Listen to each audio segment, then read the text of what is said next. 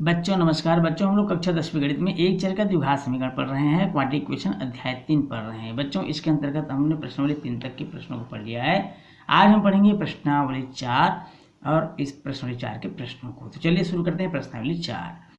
प्रश्नावली 4 में पहला प्रश्न है बच्चों, निम्नलिखित समीकरणों के विभेदक ज्ञात कीजिए। हमको विभेदक ज्ञात करना है, डिटर्मिनेंट मालूम करना है, विभेदक। तो चलिए देखते हैं विभेदक से संबंधित इसमें ज्ञात करना है। आपको 5 प्रश्न दिया हुआ है। इन 5 प्रश्नों में 2 प्रश्न हम हल कर लेते हैं, बाकी आपको बनाना है बच्चों। चलिए कोई भी 2 प्रश्न जो आपके दृष्टिकोण से कठिन है उसी को हल कर लेते हैं।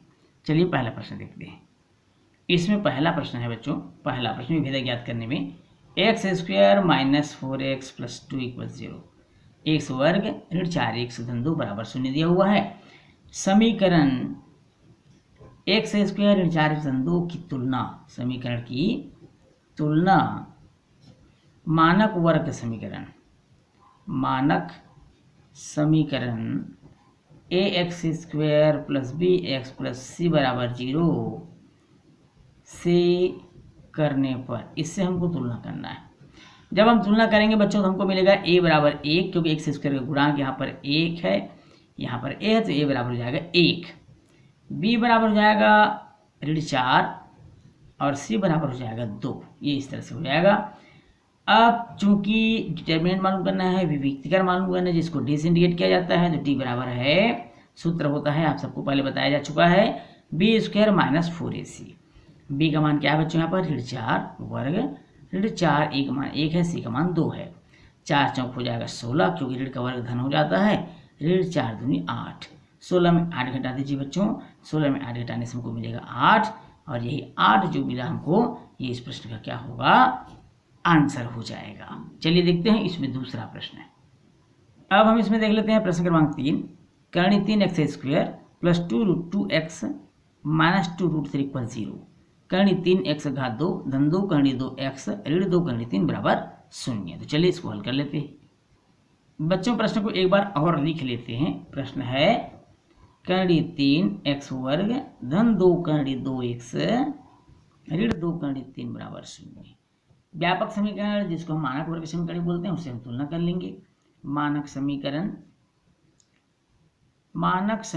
ax² धन bx धन c बराबर 0 से तुलना करने पर क्या कर लेंगे बच्चों, तुलना कर लेंगे, कंपेयर कर लेंगे। तुलना करने पर, तुलना करने से हमको मिलेगा a बराबर करणी 3, b बराबर हमको क्या प्राप्त हो जाएगा, 2 करणी 2, और c बराबर हमको प्राप्त हो जाएगा -2√3 ऋण 2 करणी 3। इस तरह से हमको abc का मान मालूम हो जाएगा।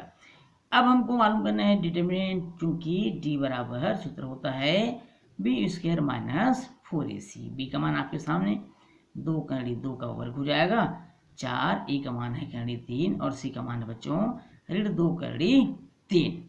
2 का वर्ग 4 होता है, करणी 2 का वर्ग 2 होता है, तो 4 दूनी हो जाएगा यहाँ पर 8। कितना हो जाएगा, 8 ऋण।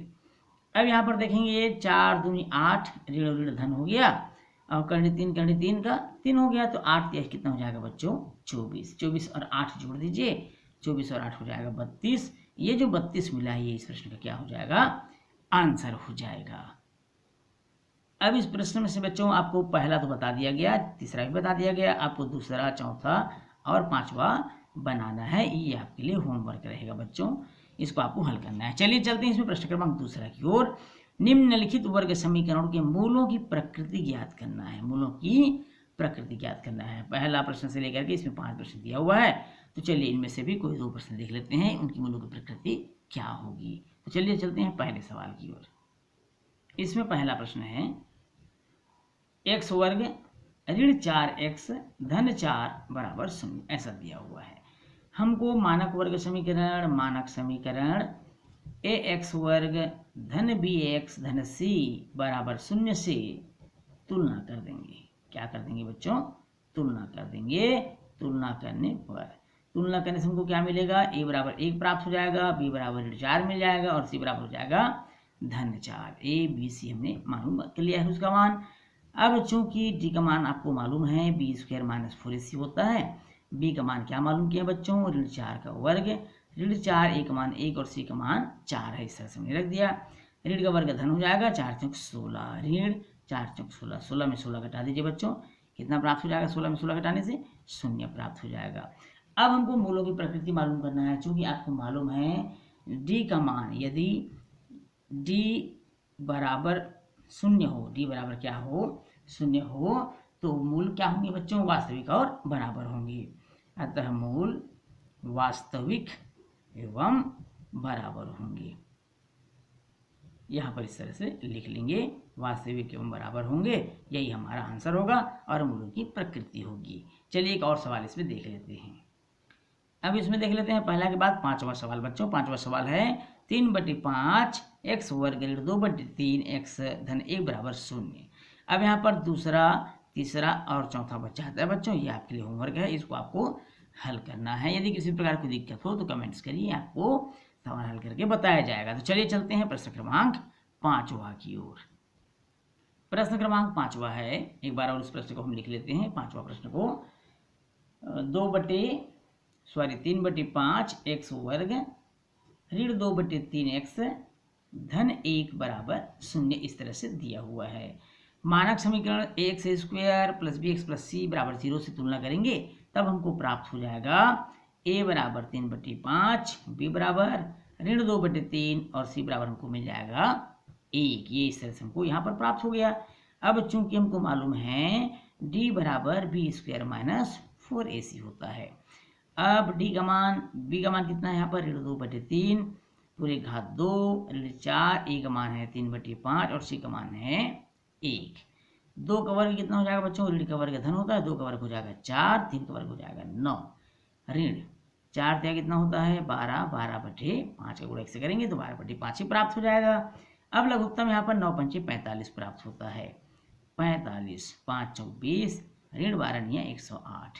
अब 108 में आप 20 घटा दीजिए बच्चों, 108 में 20 घटाएंगे तो हमको मिल जाएगा 88। कितना मिल जाएगा 88, वो भी ऋण में मिलेगा, ऋण 88/45। अब यहाँ पर संख्या ऋणात्मक है, चूंकि आपको मालूम है डी का मान 0 से भी छोटा है। डी का मान क्या है यहाँ पर, 0 से छोटा है। जब ऐसा स्थिति हो 0 से छोटा हो तो दोनों मूल काल्पनिक एवं असमान होंगे। अतः मूल काल्पनिक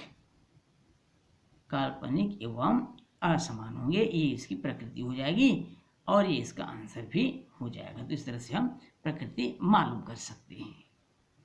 अगला प्रश्न है प्रश्न क्रमांक 3, के का मान ज्ञात कीजिए जबकि दिए गए समीकरण के मूल वास्तविक एवं समान हो। यहाँ पर प्रकृति दिया हुआ बच्चों, उस प्रकृति के आधार पर आपको के का मान ज्ञात करना है। इसमें 6 सवाल दिया हुआ है। चलिए देखते हैं प्रश्न क्रमांक 1। यहाँ पर हमको क्या मालूम करना है, मूल वास्तविक एवं समान हो, ऐसी स्थिति में के का मान आप ज्ञात कीजिए। प्रश्न है इसमें पहला, 2x⁻2 ऋण 10x धन के बराबर 0। अब यहाँ पर हमको मानक समीकरण से तुलना करेंगे बच्चों। मानक समीकरण ax² धन bx धन c बराबर 0 से तुलना करेंगे। तुलना करने से हमको क्या मिल जाएगा, a बराबर 2 प्राप्त हो जाएगा, b बराबर ऋण 10, जबकि c बराबर हमको मिलेगा k मिल जाएगा। तो इस तरह से हमको प्राप्त हो जाएगा। चूंकि कंडीशन प्रश्न में दिया हुआ है मूल वास्तविक एवं क्या हो, समान हो। चूंकि मूल वास्तविक एवं समान हो तो मूल वास्तविक एवं समान कब होगा, मूल वास्तविक एवं समान हो यदि, कब होंगे, यदि d 0 से बड़ा हो या तो फिर बराबर हो। दोनों स्थिति में मूल वास्तविक एवं समान होता है। अब d का मान क्या होता है, b² - 4ac बड़ा है बराबर है 0। b का मान हमारे सामने है ऋण 10, ऋण 10 का घात 2 कर देंगे बच्चों, ऋण 4, a का मान है 2, c का मान है k बड़ा है बराबर है 0। इस तरह से आपको लिखते हुए चलना है। अब 10 दहम 100 हो जाएगा, ऋण 4 दूनी 8 k बड़ा है बराबर है 0। अब यहाँ पर 8 k को पक्षांतर कर दीजिए तो 100 बड़ा है बराबर है ऋण 8 k, उधर जाकर हो जाएगा धन 8 k, अर्थात 100/8 बड़ा है बराबर है k का। तो k छोटा है किससे, इसको काट दीजिए, 4 दूनी 8, 4 25 हम 100, 25/2 से, 25/2 से, 25/2 बड़ा है बराबर है किससे, के से। तो ये हमारा क्या हो जाएगा बच्चों, आंसर हो जाएगा। क्या होगा, आंसर हो जाएगा। तो इसी तरह आपको अगले सवाल का भी हल मालूम करना है। चलिए देखते हैं अगला सवाल क्या है। इसमें हम देखते हैं बच्चों प्रश्न क्रमांक तीसरा देख लेते हैं। बटे में दिया हुआ है 2x वर्ग धन के x धन 9/8 बराबर 0 दिया हुआ है। यहाँ पर अगर मूल वास्तविक समान हो तो के का मान हमको क्या करना है, मालूम करना है। तो चलिए देखते हैं प्रश्न क्रमांक तीसरा। प्रश्न क्रमांक तीसरा है 2x वर्ग धन के x धन 9/8 बराबर 0। मानक समीकरण से तुलना करेंगे बच्चों तो a बराबर 2 मिलेगा, b बराबर k मिलेगा और c बराबर मिल जाएगा 9/8। चूंकि प्रश्न में दिया हुआ मूल वास्तविक समान होंगे, चूंकि मूल वास्तविक एवं समान होंगे, यदि समान होंगे, यदि d का मान 0 से बड़ा हो या तो फिर बराबर हो। t का फार्मूला क्या होता है, b² - 4ac बड़ा है बराबर है 0 का। b का मान दिया हुआ है k, तो मान रख दीजिए यहाँ पर k² 4, a का मान 2 है, c का मान 9/8 है, बड़ा है बराबर है 0 का। 4 दूनी 8 होता है बच्चों, 4 दूनी 8 कटा दीजिए, 2 भी कट गया, k² 9 बड़ा है बराबर है 0। इस तरह से बचा हुआ है। आप पक्षांतर कर देंगे 9 को। अब पक्षांतर करेंगे तो ये हो जाएगा k² बड़ा है बराबर है ऋण 9 उधर जाकर हो जाएगा धन 9, अर्थात 9 का वर्गमूल हो जाएगा, क्योंकि वर्ग को पक्षांतर का वर्गमूल निकल जाएगा। k बड़ा है बराबर है +-3 ये क्या हो जाएगा बच्चों, इस प्रश्न का आंसर हो जाएगा। यहाँ पर हमने बच्चों पहला सवाल देखा और तीसरा सवाल को करके देखा। अब आपको दूसरा, चौथा और छठवां को हल करना है। बिल्कुल सरल है बच्चों, इन्हीं प्रश्नों की भांति आपको हल करना है। किसी भी प्रकार का कोई परिवर्तन नहीं करना है। कंडीशन दिया हुआ है मूल वास्तविक समान हो तो के का मान ज्ञात कीजिए। जैसा कि हमने पहले और तीसरे सवाल को हल किया था, वैसे ही बाकी सवाल भी हल होंगे। तो आज की क्लास में बस इतना ही बच्चों। वीडियो अच्छा लगे तो वीडियो को लाइक और शेयर करिएगा। चैनल में यदि नए हैं तो चैनल को सब्सक्राइब करना नहीं भूलिएगा। बच्चों आपसे फिर मुलाकात होगी अगले क्लास में नए प्रश्नों के साथ। तब तक के लिए नमस्कार।